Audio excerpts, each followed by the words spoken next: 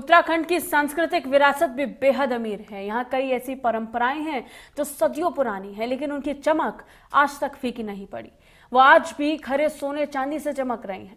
इगास बग्वाल भी उन्हीं में से एक है। देहरादून में प्रवासियों की रूह ने इगास का एहसास किया और दून में एक रात इगास बग्वाल के उजाले ना उठा, उल्लास थिरक पड़ी।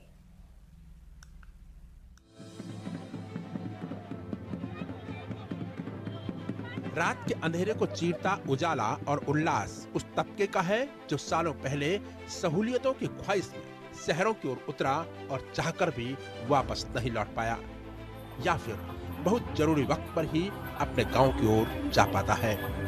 हालांकि उस तबके के दिल में पहाड़ और उसके रीति रिवाज अब भी धड़कते हैं।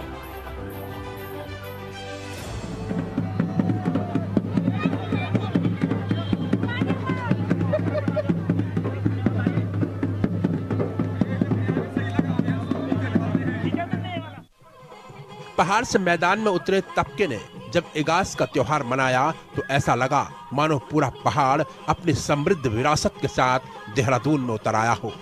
इगास के आयोजन में जब लोक गीतों का जादू बिखरा तो मौजूद लोग पहाड़ की याद में खो गए, तो कुछ गीत संगीत में थिरकने लगे।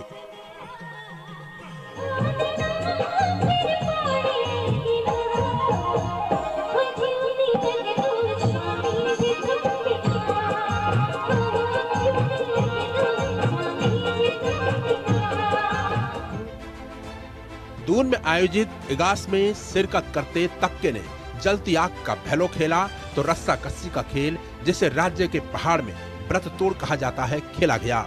इगास समिति के इस आयोजन में सूबे के औद्योगिक सलाहकार डॉक्टर के.एस. पवार ने बतौर मुख्य अतिथि शिरकत की। वहीं इगास मनाने के पीछे की परंपरा का भी जिक्र हुआ। इगास है तो हमारे गढ़वाल के जो उत्तराखंड के जो हमारे बड़ थे माधो सिंह भंडारी, वो कुछ अपने कामों में कुछ ऐसे थे जो कि उन्होंने छेंडा खोदा और अपने घर नहीं लौटे, और दिवाली के दिन उनकी इंतज़ार थी कि घर लौटेंगे। उनकी माँ ने दाल भिगा के रखी हुई थी और चावल कूट के रखे हुए थे, और वो जब घर नहीं लौटे तो ऐसे रह गए। और दिवाली के 11 दिन बाद माधो सिंह भंडारी जी जब घर लौटे तो उस पर एक गीत भी लगा कि मेरे माधो सिंह भंडारी जी दाल दड़ी की रहेगी और चौल छड़े का रहेगा। और जब वो 11 दिन बाद घर लौटे तो इसी के लिए इसको इगास कहते हैं। इगास का त्योहार एकादशी को था, लेकिन दून में आयोजक समिति ने कोरोना की औपचारिकताओं को पूरा करते हुए द्वादशी को मनाया और विधि विधान के साथ मनाने की कोशिश की। वहीं इस दौरान इगास की परंपरा को राज्य त्योहार घोषित करने की आवाज भी उठी, ताकि आने वाली पीढ़ी माधो सिंह भंडारी की वीर गाथा को कभी न भुला पाए। इगास दीपावली जो मनाई गई है लगातार तीसरे वर्ष मनाई जा रही है, और मनाई जा रही तो इसके अर्थ भी लोग अलग अलग निकाल रहे हैं। इस बार हमने रस्साकस्सी वाला एक कार्यक्रम यहाँ पे बुलाया जिसको हम बढ़ता तोड़ बोलते हैं। बढ़त तोड़, तो बढ़त तोड़ के कार्यक्रम जो होता है जब पहाड़ में एक बार तो दिवाली के दिन मनाया जाता हो, क्योंकि आप खुद पहाड़ी हैं तो भावना भी समझते हैं।